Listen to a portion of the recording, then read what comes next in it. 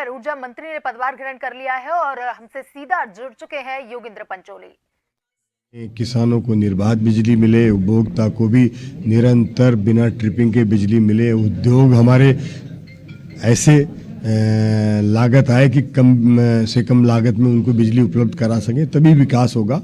और ये तीनों सेक्टर हैं, चाहे वो उपभोक्ता हो, उद्योग हो, चाहे वो किसान हो, इन सबको हम निश्चित रूप से अच्छी बिजली दे करके राजस्थान को विकास के क्षेत्र में हम सर्वोपरि बनाने का प्रयास करेंगे। और जहाँ तक राजस्थान में इस कांग्रेस सरकार ने, पिछली सरकार ने जो भ्रष्टाचार किया है, चाहे वो कोयले के माध्यम से किया और उसका वजन फ्यूल चार्ज के माध्यम से आम उपभोक्ता पर डाला है, आम उपभोक्ता ने उसको सबक सिखाया है कांग्रेस को, वो सब देखता है कि ये क्या कर रहे हैं। तो हम निश्चित रूप से इसको ठीक करके, और हमारी जीरो टॉलरेंस की सरकार है, हम भ्रष्टाचार कतई इस सरकार में बर्दाश्त नहीं करेंगे और इस विभाग को ठीक करके इस घाटे से भी उबारेंगे और कहीं कोई रास्ता भी निकालेंगे और उत्पादन भी बढ़ाएंगे और वितरण को भी ठीक करेंगे।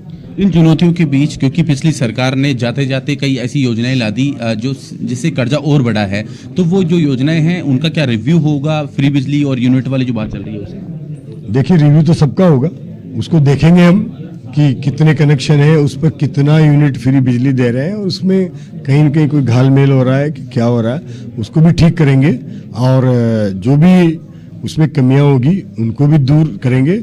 और निश्चित रूप से हम सुगम बिजली उपलब्ध कराना हमारी राजस्थान की आम जनता को पहली प्राथमिकता है और वो हम करेंगे, इसमें कोई कमी नहीं छोड़ेंगे।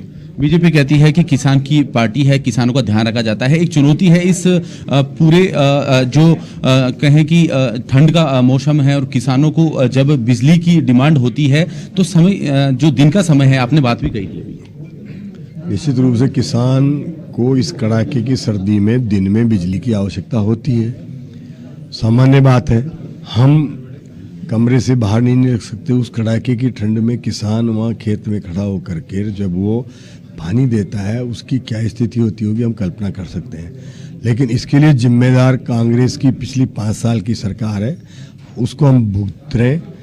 किसानों के लिए जो भी संभव होगा हम दिन में बिजली कितनी दे सकते हैं उतनी भी देंगे और आने वाले अगले वर्ष की प्लानिंग करेंगे कि जल्दी ही हम आत्मनिर्भर हो जाए, किसान को दिन में बिजली दे सके।